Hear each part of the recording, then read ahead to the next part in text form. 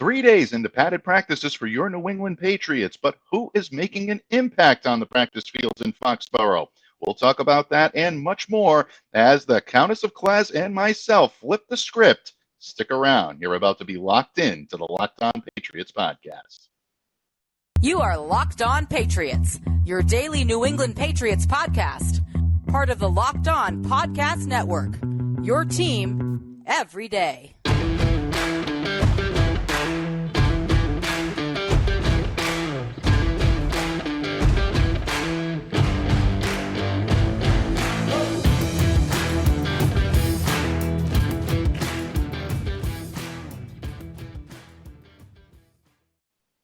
Hello to all of you Foxborough faithful, and welcome to this Flipping the Script Wednesday episode of the Locked On Patriots podcast, your daily podcast covering your six-time Super Bowl champions, the New England Patriots. And of course, Locked On Patriots, a proud part of the Locked On Podcast Network, your team every day.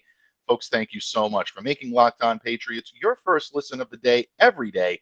Don't forget, we're free and available on all platforms, including YouTube. So download, subscribe to, and follow wherever you get your audio podcasts, and make sure to smash that subscribe button on YouTube. I am your host, Mike Debate. I cover your New England Patriots for Patriots Country of Sports Illustrated. Feel free to reach out to me on Twitter at MDABATENFL. And while you're out there showing some love to that Twitterverse, please be sure to follow the Locked On Patriots account as well at LO_Patriots. Pats fans, 2022 training camp has really begun this time. The pads are on in Foxborough. 3 days of padded practices already in the books, and the Patriots continue to make headlines. Offense struggling a little bit, defense dominating. We're hearing all of that coming from Foxborough, and we've been reporting that here on Locked On Patriots, as yours truly has been there, boots on the ground, watching each and every practice. And joining me today to break it all down, we're once again joined by one of our very favorites here on Locked On Patriots, a phenomenal columnist for Pat's Propaganda, podcast host extraordinaire of A Clare Perspective, a Patriots podcast. She is the Countess of Claz herself, Miss Clare ClazzyClare Cooper. Welcome back to the show, Countess. Well, thank you very much for having me back. And Mike, I think you got the introduction a little bit incorrect, because I am your host, ClazzyClare Cooper, as I welcome these people to this flipped edition of Locked On Patriots. So thank you, Mike, for joining us today to tell us about training camp.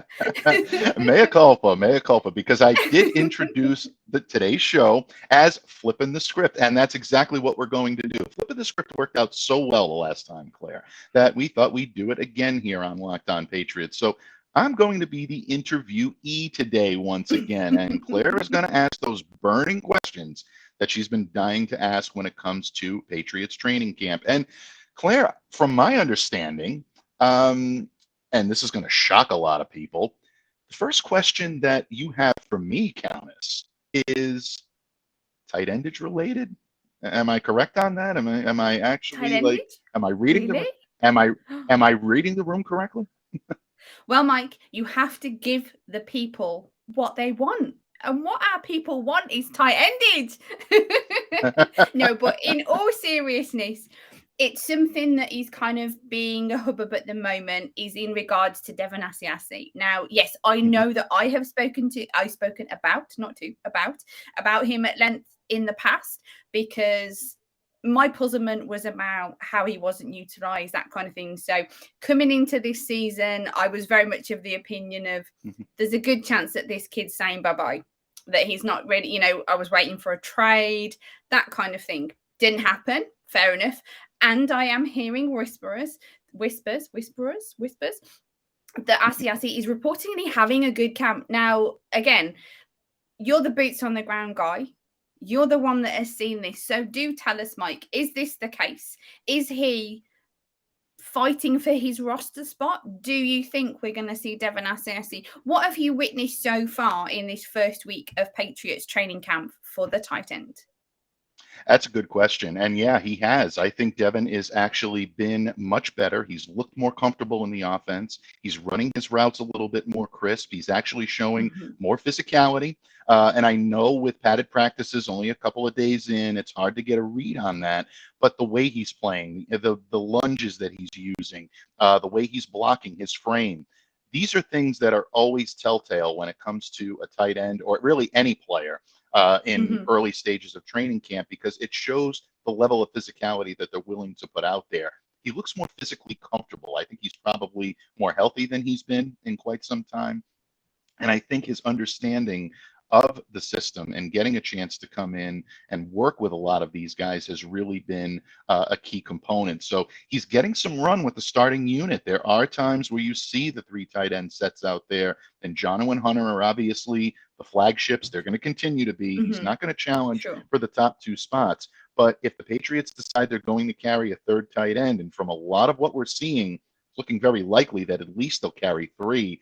I think Devin has the upper hand right now. And I'm glad to see this in a lot of ways, because scouting him coming out of college, he looked like the type of guy that really had the opportunity to make an impact. And we're seeing that on the field, really bringing the skill set that he had at UCLA. I'm liking what I've seen from him so far. What would you say in comparison, perhaps, to maybe last season, last training camp? Granted, I know that it's trying to cast your mind back, and I am putting you a bit on the spot here because it is Mm-hmm. 12 months ago. But is there anything that you recall comparatively with how he was last training camp? Because I feel like we have sort of done this rodeo before. We have kind of heard that Asiasi was doing good, Mm-hmm. was looking good. Am I correct in sort of that assumption? Or do you think that this year we are really looking at a different guy in training camp? Yeah, I think we're seeing a different guy in terms of his approach, in terms of his understanding of the offense.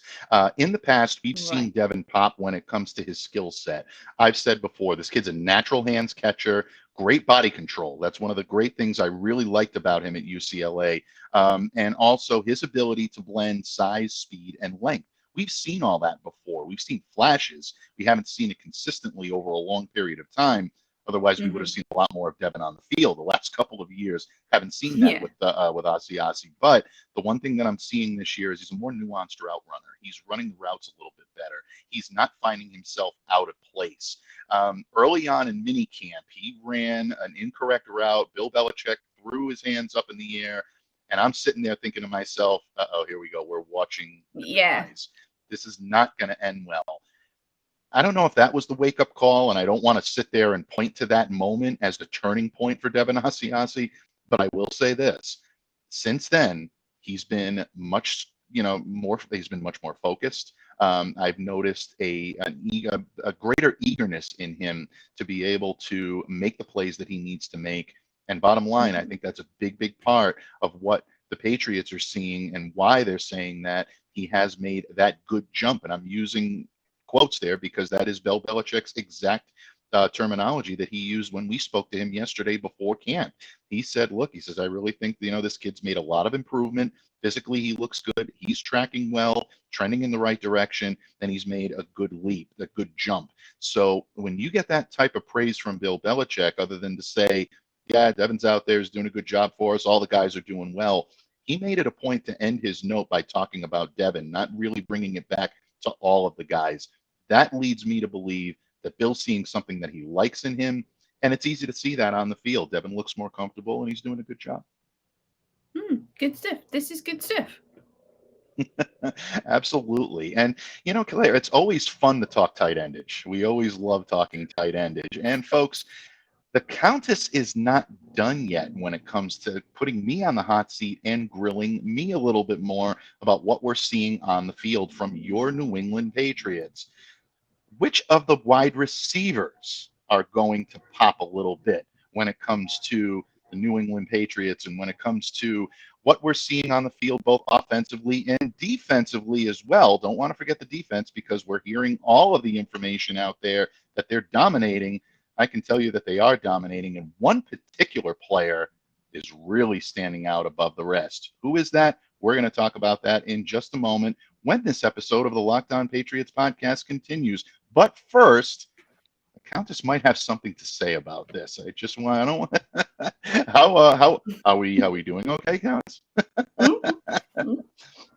Absolutely. She's doing well. She's doing well in the hot seat, folks, and we're absolutely thrilled to have her there. So when this episode of the Locked On Patriots podcast continues, we will talk about the New England Patriots wide receivers. But first, folks, life is always full of twists and turns. And in these complex times and difficult, stressful times, you always need to make sure that you show up for yourself through it all. There's nothing more important than self-care in today's society and in today's complex times in which we live.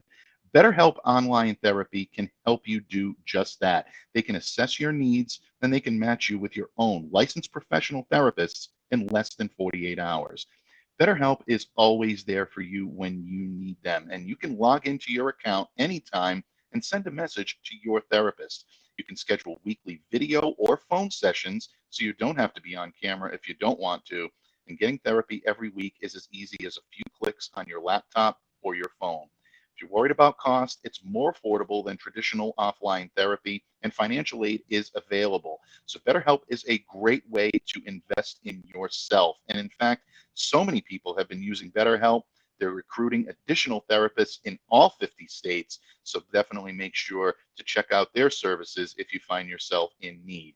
They have a special offer for my listeners where you can get 10% off your first month at betterhelp.com/lockedon. That's 10% off your first month online therapy at betterhelp.com/lockedon. That's better, HELP.com/lockedon.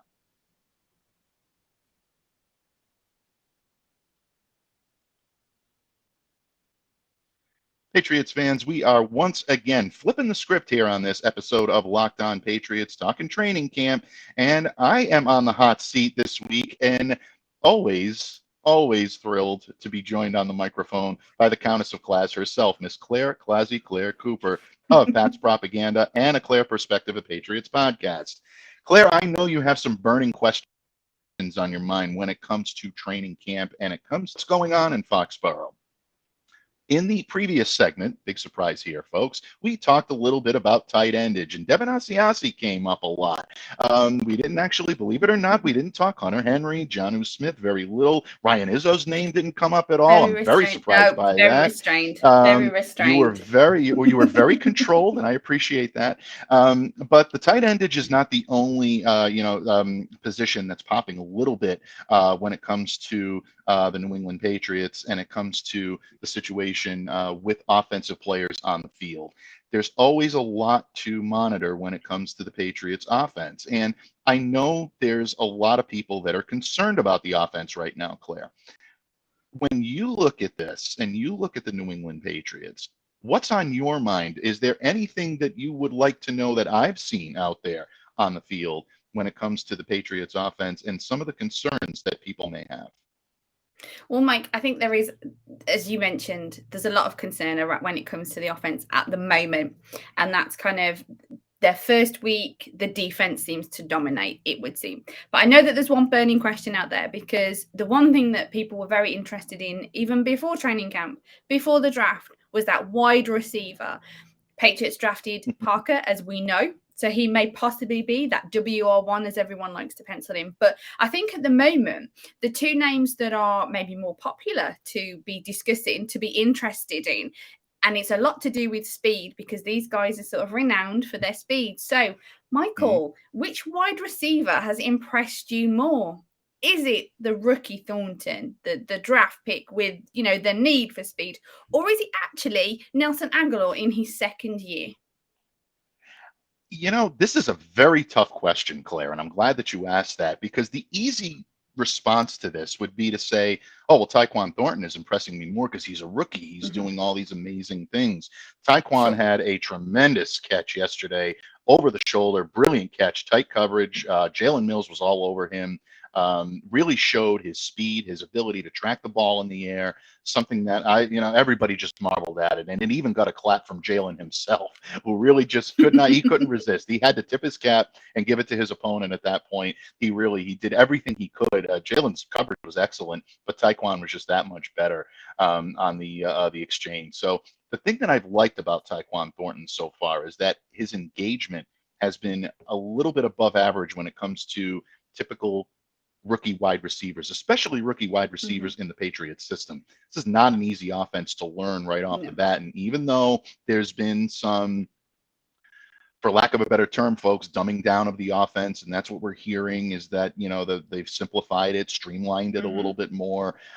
It's still a complex system to be able to learn. So for Tyquan to be able to come in and take to it as quickly as he has, even though there's still rookie growing pains, that's a big time boon for him. And I think that's something that will continue to help him in the coming days and weeks as we progress toward the regular season, or at least preseason games, to see what Tyquan has done. But I'm very much impressed by what Nelson Agholor has done all off season long. He struggled last year, obviously, came out the first couple of games, especially the Miami game, opening game. You're looking at Nelson and saying, wow, the Patriots may have stumbled onto something here, even though he got a big time contract. Maybe he's got the capabilities of living up to it, but he didn't quite live up to those expectations right off the bat. He started to fade a little bit. There was some, injury concerns, and ultimately Nelson just did not have the type of first year in New England I think we all wanted him to have. He hit the offseason dedicated and very much focused on being better in all aspects. Every time Mac Jones held an informal workout, or his teammates held an informal workout, Nelson was right there. He showed up to every OTA, every mini camp practice. He was very much engaged from the get-go to be better than what he was last year. And that to me says a lot. He could have very easily lied back on his laurels, took his big time contract and said, okay, well, the contract's going to pay me a good amount of guaranteed money. I'm getting that guaranteed money no matter what. So I don't necessarily have to prove myself. I've already done that to earn the contract that I have. Nelson took it as a challenge, and he absolutely is showing a dedication to being the type of receiver this team needs him to be. And he's showing it on the field. He's, he's running his routes very well.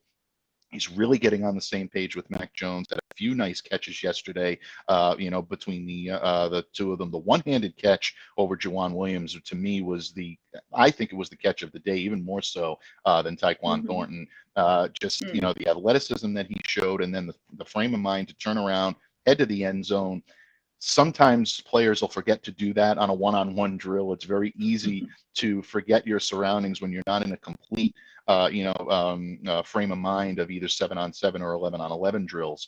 But Nelson has been tremendous, and he showed that right off the bat. So in terms of eye-catching and surprise, I would probably say Tyquan Thornton has been the pleasant surprise, or the bigger eye-catcher. But overall, who am I more impressed with? I'm probably going to say Nelson Agholor, because he had a pretty high bar to get over. And so far from what I've seen, he's dedicated himself to getting over it. That's the thing. It's unfortunate for him that he's got such a heavy expectation on, or he had such a heavy expectation on him last season. But you could look at it and argue that Agholor's had a year in the system. Granted, he didn't meet the expectations of his contract, that kind of thing. But now you've got Thornton, and it's like, oh, well, he's a rookie, the expectations are low. But I think the weight is quite heavy on him as well. And although he's not a first-round draft pick, so he hasn't got that, that kind of stigma that they get when it's a first-round draft pick that I know, like, N'Keal Harry felt very much a subject to. His speed is kind of what set him apart, is what made him be chosen, that sort of thing. And I think that's going to be a heavy weight to bear, because the expectations are high on him, even though he wasn't a first round draft pick, because we're looking at this guy thinking, wow, we need a really top wide receiver, he's really fast.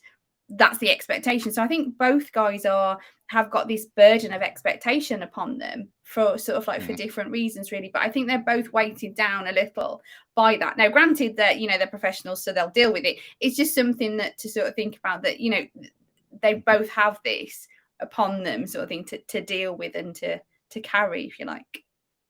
Yeah, without question. And I completely agree with you. And I think it's a good point that you make on Tyquan because there is still the second round draft pick, weight that's on his shoulder. Maybe it's not a first Sure. rounder. Maybe with the jettisoning of N'Keal Harry, things will loosen up a little bit and people will be a little bit more amenable to see what he's done. I can tell you, Tyquan has already been more impressive in training camp from what I've seen than what we saw from N'Keal previously. Although there were Hmm. moments that N'Keal Harry did flash some of that first round talent, and we wrote about it. I saw it last year. There were moments, but ultimately, I think Tyquan is showing an engagement that we haven't seen before. So good stuff. Absolutely good stuff, Countess. And you always bring the level of knowledge that we need up a little bit with your insightful questions and your insightful information and a dynamite drop in as well. Folks, we are not done yet because we've talked a lot of offense, but we haven't forgotten about the defense. You can't forget about the defense because, quite honestly, Claire, with the exception of day one, defense has dominated every practice we've watched so far for your New England Patriots. A lot of standouts, but who stood out above the rest? I'll give my thoughts on that when the Countess puts me on the hot seat once again when we continue and conclude this episode of the Locked On Patriots podcast. But first, folks, sports season is always going 24/7, 365. There's no off season in professional sports. And if you want to enrich your sports knowledge a little bit and help it enrich your bottom line, then you want to do it with our good friends at betonline.net, your number one source for all of your betting needs and sports information. BetOnline is your continued source for all of your wagering information, including live betting, esports, and scores. And BetOnline remains the best spot for all of your podcasts, news, and developments this season. BetOnline is the fastest and easiest way to check in on all your favorite sports and events, including baseball, MMA, boxing, and golf.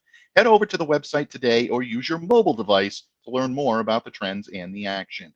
BetOnline, where the game starts. Patriots fans, almost through our Flipping the Script midweek Wednesday episode, Locked On Patriots podcast, joined as always on Wednesdays by the Countess of Claz herself, the Empress of Tight Endage. The rest of the nicknames that she has can be found in the massive volumes over at the Patriots Hall of Fame. But no, all kidding aside, ClazzyClare Cooper joins me today from Pat's Propaganda and a Clare Perspective, the Patriots podcast, which, folks, if you're not subscribed to, do it today. One of the best listens out there anywhere in Patriots media. You won't be disappointed. Claire delivers a tour de force every single time she hits the microphone with some amazing guests in Boston sports media as well. But Claire, I understand you're not quite done putting me on the hot seat yet because you have some defensive questions. It's not all about the offense. You're not all about being the Empress of tight endage. You bring the principle of positivity to us all here. You bring the total package as always. So do you have a defensive question for me, Countess? Of course, Mike. I'm not just an offense girl, although the O-line is very dear to my heart. I do like me a bit of defense as well. Definitely like me a bit of defense. So you kind of, if you're a Patriots fan, you don't need to have had your boots on the ground at practice, as obviously I haven't, to know that the defense, as you have mentioned, is dominant. The defense has dominated pretty much the first week of training camp. Now, we mentioned earlier with regards to the offense and people were concerned, but, still plenty of time left yet, folks. But as we said, the defense has shown up strong. But who has stood out to you the most in performance-wise? What one guy have you got your sharp eye on to give him the 2 thumbs up? Well, this guy is making me look very smart. I had the good fortune of being on the First and Foxborough podcast on the Odyssey Network with WEEI's new beat reporter, Kyrie Thompson, good friend of the program. And he asked me prior to camp who he thought I had identified or who I believed was going to be the defensive X factor for the Patriots this year. And I hesitated slightly, but I decided on Christian. Christian is making me look very intelligent, far more intelligent than I truly am, I assure you. But that's because of his play on the field. Christian has been the best defensive player that I've seen out there on camp. And to be honest, I really don't think it's that close. And that's saying a lot because there have been some good defensive performances. I've really been impressed impressed by what I've seen from Jalen Mills, Terrence Mitchell back position. Really like what I've seen from Raekwon McMillan. Henry Anderson is really, I think, giving a little bit more, credence to the fact that there is some talent in that defensive line, maybe even that hybrid defensive lineman edge rush that we saw him be a couple of years and do it so prolifically in New York with the Jets.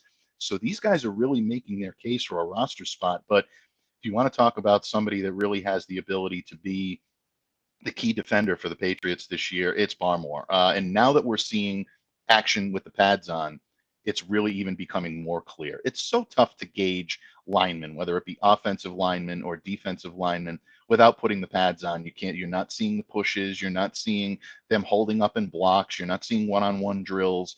It's very hard to do that. But for the last couple of days, Claire, Barmore has been excellent, especially yesterday. He's really stood out above the rest. And when I say yesterday, folks, I mean Tuesday. Sorry about that if you're listening on a different day. But just his ability to get by his opponent in one-on-one. Cody Russi is someone that Murph and I have had our sharp eye on about a possibility of making the roster as an undrafted free agent. And Cody's a solid player. He's having a decent camp, and he may very well be a member of this roster at the end of the camp experience. But Barmore blew by him, just showed tremendous agility, tremendous footwork, made very quick work of him. I mean, that was a highlight reel that if you're looking at Barmore going past Russi, it really looked like a pro and a rookie. I mean, I'm sorry to say it, it really did. And that's, again, no disrespect to Cody, but, Barmore just made it look easy. A little different when he went up against Michael Wainu. I wrote about this for Sports Illustrated in my camp recap. I said it was the irresistible force meeting the immovable object. These two guys held up pretty well. I mean, it really was. This was a battle between two tough linemen. Barmore eventually was able to utilize his footwork, got around Mike, but I want to give props to Wainu too. He held his own against a very good defender, but the Barmore's tenacity allowed him to get by someone with Mike's size and his agility for a guy his size too. Really, really important. So I loved seeing what I'm seeing from Christian Barmore so far. And I think it spells well for the Patriots offense in general, the Patriots defense in general, because he's such a key part of how they're able to use their game. If he's playing at such a high level, he's going to command one or two guys on him at all times to contain him. That's going to free up a lot of linebackers, a lot of guys on the edge to get after the quarterback. If Barmore is this efficient now, it's going to have a ripple effect on the entire defense. Yeah, I agree. And I think that puts some great positivity on it, because I know there's been a bit of negativity in regards to the offense and stuff like that. And we mentioned it's only the first week, but it's good to see that the strength of the defense is really stepping up, and it's interesting to see those kind of things. And and we like to be positive here, don't we? Regardless, it's something that you sort of champion on Locked On Patriots anyways, the positivity of it. Let's not be too negative. So it's really good to hear. So thank you very much. Oh, you're very welcome. And again, I mean, just to, reiterate and things about, Barmore, and the thing that I also want to put forth is that he looks healthy. Last year, there were knee problems to the end of the season. And that's one of the big reasons why he wasn't drawing the drawing the blockers that he was drawing in obvious passing situations. Teams weren't dedicating 2-3 guys on him at one time. So it had a ripple effect. Matt Judon was covered a little bit more. He couldn't get at quarterback. His numbers dropped. Now that Barmore is healthy, he's going to command that type of attention once again. It's going to free those guys up. So, again, I've been so impressed with Barmore and so impressed with what I've seen. Like you said, that's a really good point, the ripple effect. And I'm glad that, mentioning Judon, because he did seem to maybe burn out a little bit at the end of last year. Different people had different kind of opinions on to sort of what had happened. Had he just been used too much? Had he got nothing left in the tank? That kind of thing. But either way, if you've got Barmore at full strength and it utilizes Judon that little bit more, does it give that little bit more out of Judon? And so do we see something that little bit more out of him as well? So that ripple effect is really positive in that way. Yeah, it absolutely is. And I think you hit the nail right on the head. That ripple effect will have an impact on so many areas of the defense. And with Judon, yeah, I think there was a little bit of burnout on his plate. No fault to Matt. I think he was overly used. I No, think of there were course not. too many Mm. snaps early on. So yeah, there might have been some fatigue, but it also had a lot to do with how Christian Barmore was being played too, and the fact that teams could zero in on that, where before maybe they didn't have the resources to. If these two guys are clicking on all cylinders this year, folks, keep a sharp eye on that. Could be one of the more exciting things to watch about the New England Patriots in 2022. Definitely. Folks, it's always a blast when you join us here on Locked On Patriots.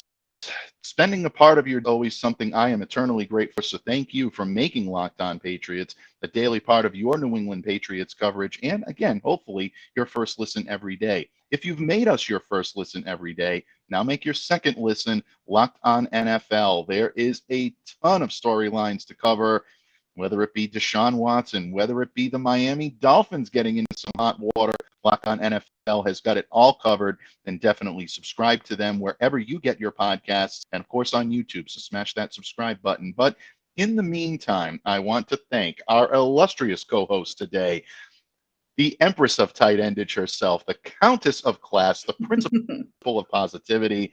She is Clare Cooper, and I am always honored and always grateful to join you on the microphone each and every Wednesday, Countess. Please follow her on Twitter at ClazzyClare, as you can see right there. Every time Clare puts pen to paper or voice to microphone, it's appointment listening, appointment reading, and I can't recommend it highly enough. So, Countess, this was so nice. I think we might just do it again next week. What do you think? Yeah, I think we've got a good thing going here. So let's keep it rolling, shall we? Absolutely. I could not agree more. And folks, once again, I thank you all for taking time out of your day to join us here on Locked On Patriots. Until tomorrow, Foxborough faithful, please continue to stay safe, stay well, be the change that you wish to see in the world. Have a great day, everyone.